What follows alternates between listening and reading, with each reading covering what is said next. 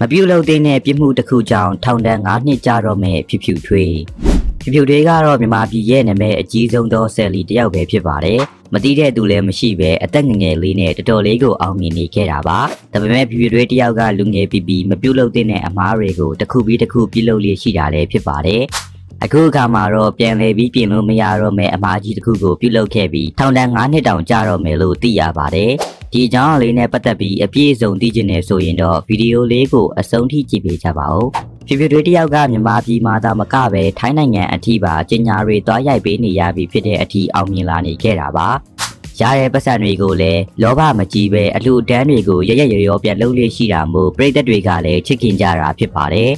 ဒါပေမဲ့ဖြူဖြူထွေးတယောက်ကအမေစုကိုစော်ကားခဲ့ပြီးဘောမလာနေခဲ့တာကြောင့်ပြည်သက်တွေကတော့ဝေဖန်လာတာဖြစ်ပါတယ်အမေစုကိုစော်ကားခဲ့တာကလည်းကြီးမားတဲ့အမားကြီးတစ်ခုဖြစ်တယ်လို့အာနာရှင်ဗိုလ်ချုပ်မူကြီးဟောင်းဦးနေဝင်းရဲ့မြေးဖြစ်သူနဲ့ပါတွဲနေတာကြောင့်ပို့ပြီးတော့မှားလာခဲ့တာပါဒီလိုလောက်ရက်တွေကိုဖြူဖြူထွေးတယောက်ကမှားလို့မှားမှန်းမသိပဲဘသူ့ကိုမှဂီယူမဆိုင်ဘူးဆိုပြီးလှုပ်လာခဲ့တာပါပြီးခဲ့တဲ့ရက်ပိုင်းမှာတော့ဖြူဖြူထွေးတယောက်ကအေးနေဝင်ရီးစားပဲဆိုပြီးကိုအထင်ကြီးပြီးတော့မပြုတ်လို့တဲ့အမားတစ်ခုကိုပြုတ်လုပ်ခဲ့ပါတယ်ဖြူဖြူထွေးတယောက်ကသူ့ရဲ့မိသားစုဝင်တွေနဲ့အတူထိုင်းနိုင်ငံဖူးခက်မြို့မှာအပန်းဖြေခရီးထွက်ဖို့ရန်ကုန်လေဆိပ်ကိုရောက်လာခဲ့ပါတယ်ဒါပေမဲ့လည်းဖြူဖြူထွေးရဲ့ passport ကတက်တန်းကုန်နေခဲ့တာဖြစ်ပြီးတက်တန်းသွားတိုးရမှာပါဒါကိုလည်းသိရတာနဲ့အချိန်ကုန်လို့ဆိုပြီးတက်တန်းလဲသွားတိုးမနေတော့ပဲ passport ပေါ်ကရက်ဆွဲကိုဘောပင်နဲ့ချစ်လာခဲ့တာပါ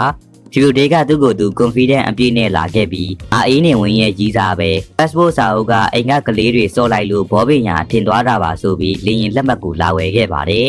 လေရင်ကွင်းကဝန်ထမ်းကလည်း passport စာအုပ်ပေါ်မှာဘောပင်ချစ်ရာတွေပါနေတာမို့လုံရိုးလှုပ်ရှင်အတိုင်းကွန်ပျူတာနဲ့တိုက်စစ်လိုက်တဲ့အခါမှာတော့တက်တန်းကုန်နေတာကိုတွေ့သွားခဲ့တာဖြစ်ပါတယ်။ဒါကြောင့်မလို့ဝန်ထမ်းကလည်းဘာမှတော့ပြောမနေတော့ပဲလုံခြုံရေးတွေကိုခေါ်ပြီးဖမ်းဆိုင်ခဲ့တာပါ။ဖြူဖြူထွေးတယောက်ကတော့နေတို့ဖမ်းရင်ငါရီသားအေးနေဝင်းကအကုန်လုံးကိုအလုပ်ဖြုတ်ပြစ်မှာနော်ဆိုပြီးကျုံဝါပြောဆိုနေခဲ့ပါတယ်။ဒါပေမဲ့ရအောင်ဖမ်းသွားပြီးဖြူဖြူထွေးတယောက်ကိုအချုပ်ချထားတယ်လို့သိရပါတယ်။ဥပဒေအရဆိုရင်တော့ passport စာအုပ်တက်တန်းကုန်နေတာကိုမကုန်ချင်အောင်ဆောင်ပြီးနိုင်ငံခြားသွားဖို့လုပ်တာဟာပုံနဲ့9နှစ်လောက်အထိတောင်ချလို့ရတာပဲဖြစ်ပါတယ်။ဒါပေမဲ့လည်းဖြူဖြူတွေတယောက်ကတကယ်ပဲအေးနေဝင်ရဲ့ရည်စားဖြစ်နေတာကြောင့်မလို့တနည်းနည်းနဲ့ဘာမှမဖြစ်အောင်လှုပ်ရနေပါကတော့ဒီကြတော့ရှိပါတယ်။ဖြူဖြူတွေကိုဖမ်းခဲ့တဲ့ဝန်ထမ်းတွေတောင်မှပဲတကယ်အလုပ်ပြုတ်သွားနိုင်တာလည်းဖြစ်ပါတယ်။အခုလိုမျိုးထောင်နဲ့9နှစ်လောက်ကြာမဲ့အမားတစ်ခုကိုပြုတ်လုပ်ခဲ့တဲ့ဖြူဖြူတွေအပေါ်ပြည်သက်တို့ရောဘယ်လိုထင်မြင်မိပါသလဲ။ပရိသတ်တို့ရဲ့အထင်မြင်လေးတွေကိုလည်းအောက်က comment လေးထဲမှာဝင်ရောက်ရေးသားပေးတော့ကြဖို့ပြောချင်ပါတယ်။နောက်ထပ်ဗီဒီယိုလေးမှာပြန်လည်ပြီးတော့ဆုံတွေ့ကြပါမယ်။